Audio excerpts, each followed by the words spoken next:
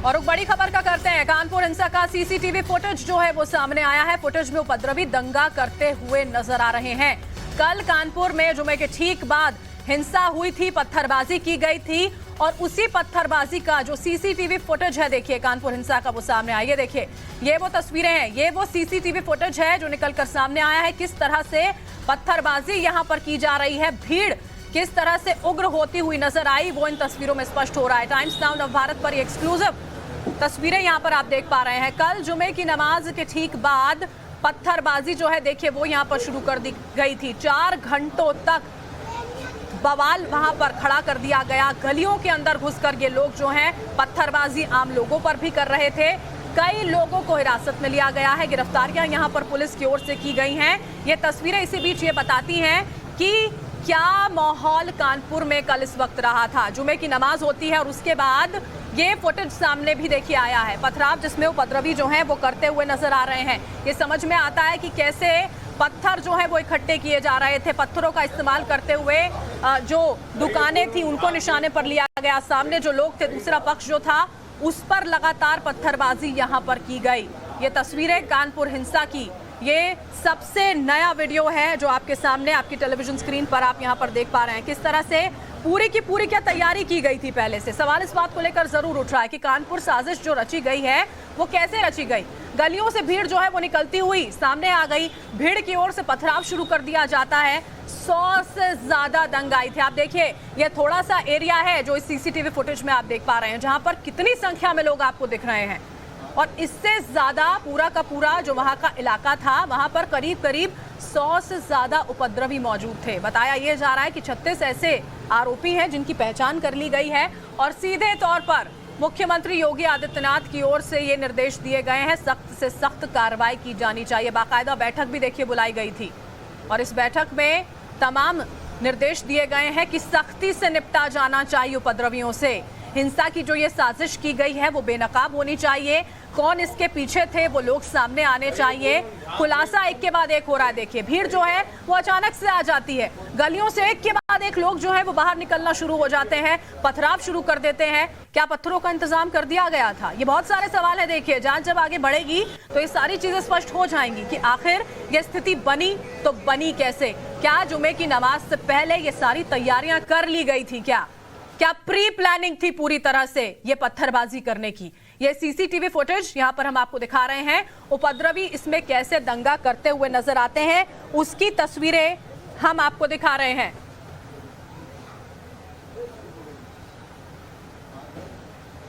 और हमारे साथ हमारे सहयोगी आमिर हक जो है वो जुड़ चुके हैं। आमिर, ये सीसीटीवी फुटेज यहां पर सामने आया है, इतने सारे उपद्रवी इसमें पत्थरबाजी करते हुए नजर आते हैं। सवाल सबसे बड़ा यही है, क्या पूरी प्री प्लानिंग की गई थी?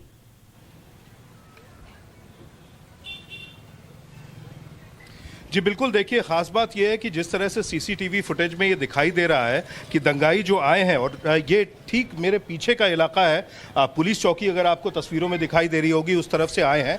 और नई सड़क का इलाका है ये, बेकनगंज थाना क्षेत्र का परेड चौराहा मेरे ठीक पीछे, और ये नई सड़क आगे की तरफ जाती है। और यहाँ दाईं तरफ जो आप देख पा रहे होंगे ये दुकानें हैं, ये हिंदू समुदाय की हैं ज़्यादातर दुकानें। और यहीं पर जो टकराव हुआ दंगाइयों और शॉपकीपर्स के बीच में वो यहाँ पर हुआ। और आप देखेंगे खास बात यह है सीसीटीवी फुटेज में कि ये प्लानिंग इस तरह से पता लगती है कि सीसीटीवी कैमरास को चोट पहुंचाने की कोशिश की गई, उन पर हमला किया गया, उनको तोड़ने की कोशिश की गई। और तमाम ऐसे लोग हैं जो तस्दीक करते हैं इस बात की। एक घायल हमारे पास यहाँ मौजूद है। आपका नाम क्या है? संजय शुक्ला।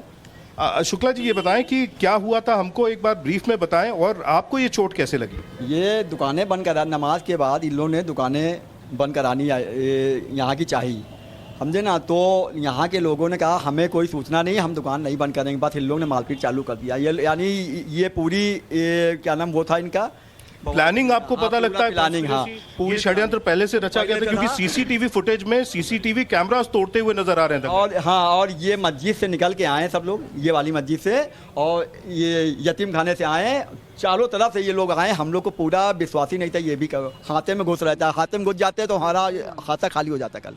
और यहीं पर वो दुकानें थी आमने सामने दूसरे समुदाय की जो खुली हुई थी, और इसी को लेकर झगड़ा था। ये दुकानें हैं सामने, ये सब ये यानी बंद कराने आए थे, गाड़ियां तोड़ दी। देखिए दो कारें थी, बिल्कुल तोड़ दिया। मारपीट उन लोगों ने बहुत किया, जैसे पाया वैसे मारा सब। अच्छा, पुलिस उस वक्त क्या ज्यादा आमिर, वापस हम आपके पास देखिए लौटेंगे। इसी बीच अपने दर्शकों को वो तस्वीरें दिखाना बहुत जरूरी हो जाता है जो सीसीटीवी फुटेज जो है वो निकलकर सामने आया, क्योंकि कैसे उपद्रवी नजर आते हैं उसमें यहाँ पर बवाल करते हुए। ये देखिए, ये तस्वीरें उस सीसीटीवी फुटेज की हैं जो हम आपको यहाँ पर टाइम्स नाउ नवभारत पर दिखा रहे हैं। ये देखिए, भीड़, लोगों को गिनना मुश्किल आपके लिए हो जाएगा। वो इसीलिए कि लोग किस तरह से भागते दौड़ते हुए, देखिए भागते दौड़ते हुए यहाँ पर लोगों को निशाने पर ले रहे थे। और ये क्यों शुरू हुआ? इसलिए क्योंकि दुकानें जो हैं वो यहाँ पर खोल दी गई थी और जबरदस्ती की जा रही थी।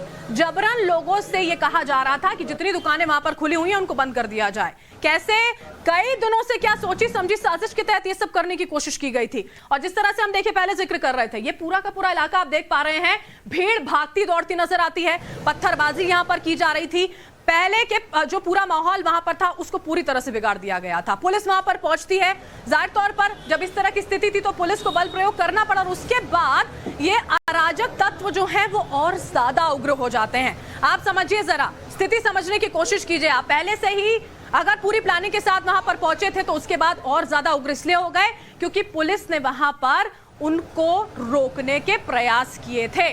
ये तस्वीरें, सीसीटीवी फुटेज और अभी आगे की जांच, एक एक अपडेट देखिए टाइम्स नाउ नवभारत आप तक पहुंचा रहा है। लेकिन कई सारे सवाल हैं जिनका जवाब जो है जांच होने के साथ मिलेगा यहां पर। और हमारे साथ देखिए हमारे सहयोगी लगातार बने हुए हैं। आप लगातार देखिए आमिर यहाँ पर तस्वीरें पहुंचा रहे हैं, उन लोगों से बात कर रहे हैं कि कल वाकई में वहां पर हुआ क्या था, कैसे स्थिति को पूरे नियंत्रण से बाहर कर दिया गया। खबरें ये भी आ रही हैं कि बाकायदा पत्थरों का पहले इंतजाम कर दिया गया था।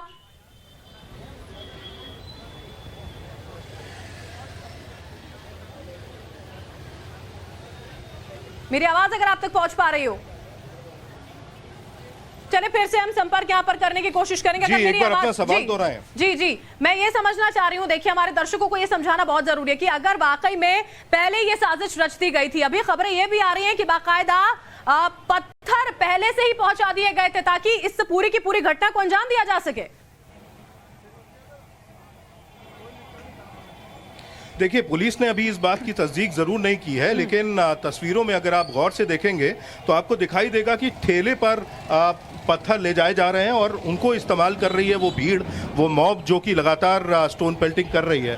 और ये मैं आपको तस्वीरों में दूसरी तरफ दिखाऊंगा।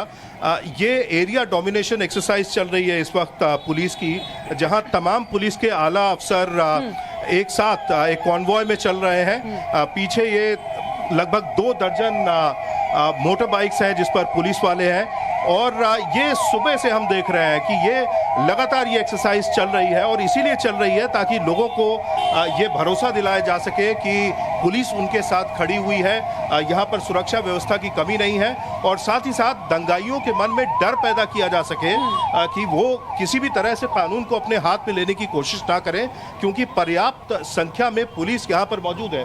तो आपने देखा ये एरिया डोमिनेशन एक्सरसाइज लगातार चल रही है। सुबह से हम 10 से 12 बार देख चुके हैं कि ये पुलिस का जो पूरा कंटिंजेंट है, जो एक पूरा कॉन्वॉय है, वो लगातार इस इलाके में बेकनगंज थाना क्षेत्र के इलाके में गश्त कर रहा है। घुड़सवार पुलिस वाले भी आपको मिल जाएंगे, वो भी लगातार गश्त कर रहे हैं क्योंकि जो सेंसिटिविटी है माहौल में वो अभी भी वो देखी जा सकती है, महसूस की जा सकती है।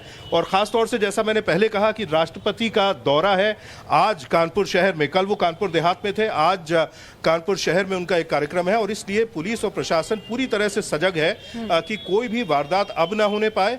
और कल दोपहर में नियंत्रण में रहे आमिर, ये सबसे ज्यादा महत्वपूर्ण है। आमिर, कई लोगों की गिरफ्तारियां यहाँ पर की गई हैं, अब जो पुलिस की ओर से पूछताछ है वो शुरू कर दी गई है, तो सबसे महत्वपूर्ण ये हो जाता है कि आखिर इसके पीछे कौन था, कितने किरदार थे, कहां तक तार जुड़े हुए हैं आमिर?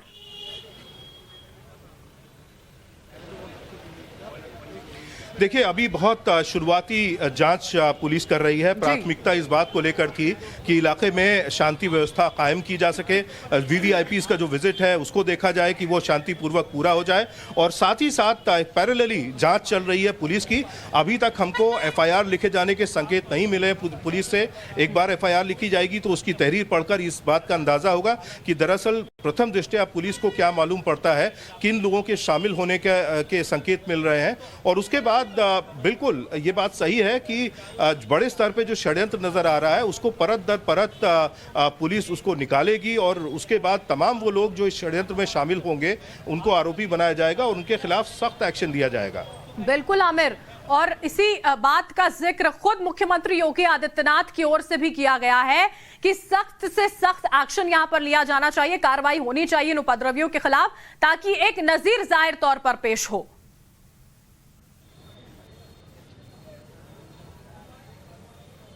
जी बिल्कुल, मुख्यमंत्री बेहद सजग हैं इस पूरी बात को लेकर। और अगर मुख्यमंत्री कार्यालय की से जो सूत्रों के हवाले से हमको जानकारी मिल रही है उस पर भरोसा किया जाए तो बेहद नाराज थे मुख्यमंत्री जिस तरह से ये पूरी घटना ऐसे समय में घट गई जब राष्ट्रपति, प्रधानमंत्री सब इसी के बगल के बिल्कुल जिले में थे। कानपुर देहात का एरिया था, क्षेत्र था जहां पर कार्यक्रम चल रहा था। उस कार्यक्रम के चलते यहां पर हिंसा भड़की, और इसीलिए बेहद सख्त निर्देश अफसरों को भी दिए गए हैं कि उनके इलाके में अगर कोई ऐसी घटना होती है तो सीधे तौर पर उनको जिम्मेदार पाया जाएगा।